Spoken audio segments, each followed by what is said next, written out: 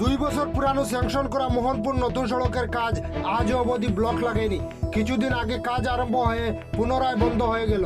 লোকমুখে প্রকাশ, কমিশন নিয়ে টানাটানি চলছে মোহনপুর নতুন সড়কে। টিকাভিত্তিক কাজ করেছেন রয়্যাল ব্রিক্সের গ্যাস লস্কর। মোহনপুর থেকে নারায়ণপুর পর্যন্ত নতুন সড়ক নির্মাণে চলছে অগাধ ব্যর্থতা। রাস্তার ধুলাবালি দেখলে মনে হয় এটি পূর্ত সড়কের কাজ নয়, এটি চলছে এমজিএনরেগার কাজ।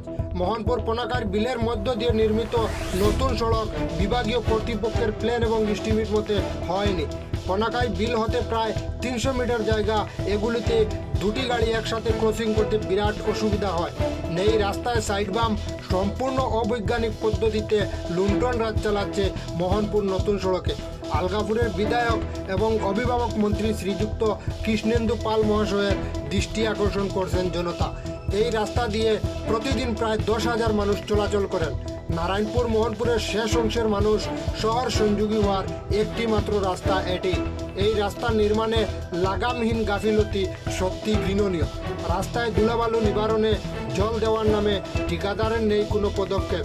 টিকাভিত্তিক যাহারা কাজ করেছেন ওদের সাথে যোগাযোগ করলে উত্তরে আসে আমাদের কাছে কাজ করার পর্যাপ্ত মেশিনারি নেই, নেই কোনো সামগ্রী, নেই রুলার সহ ওয়াটার ট্যাঙ্ক। ব্লক আসেনি, ব্লক পাচ্ছি না। রয়্যাল ব্রিক্সের গিয়াসউদ্দিন লস্কর মোহনপুরের মানুষের ফোন রিসিভ করেননি। বিভাগীয় কর্তৃপক্ষের সাথে মিলিত হয়ে উনি মোহনপুর নতুন সড়কে চালাচ্ছেন লুণ্ঠন রাজ। রয়্যাল ব্রিক্সের স্বত্বাধিকারী যদি এত বড় একটি কাজ করার জন্য উপযুক্ত তবিয়ত ওদের না থাকে, তাহলে কিসের ভিত্তিতে এরা এই রাস্তার কাজের টিকা এনেছে? এই প্রশ্নের উত্তর চাচ্ছে জনতা। আপনাদের কাছে যদি মেশিনারি না থাকে, তাহলে কি প্রয়োজন ছিল মোহনপুর নতুন সড়কের কাজের টিকা নেওয়া? এই রাস্তা নির্মাণে লাগামহীন দুর্নীতি হয়েছে। যে পরিমাণে উচ্চতা হওয়ার কথা ছিল এই পরিমাণে হয়নি।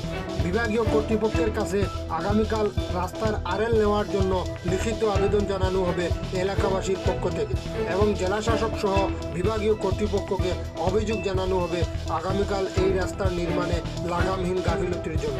কার ইশারায় মোহনপুর নতুন সড়ক নির্মাণে লাগামহীন গাফিলতি চলছে? এর জন্য দায়ী কে? তার সঠিক উত্তর চাচ্ছে জনতা। রাস্তার ধুলাবালি দেখলে মনে হয় এটি পূর্ত সড়কের কাজ নয়, এটি একটি ধুলামাখার অদৃশ্য। Digital news desk report, HKD TV।